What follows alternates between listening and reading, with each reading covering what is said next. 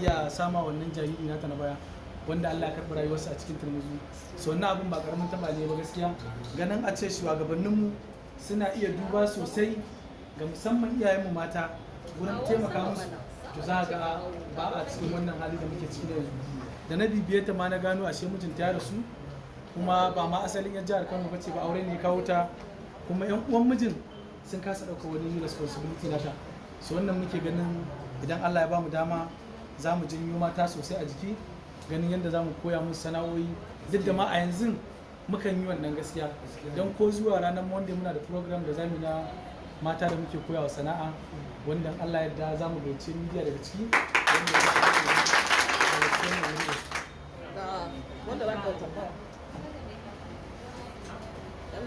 MC ka yi gabatarwar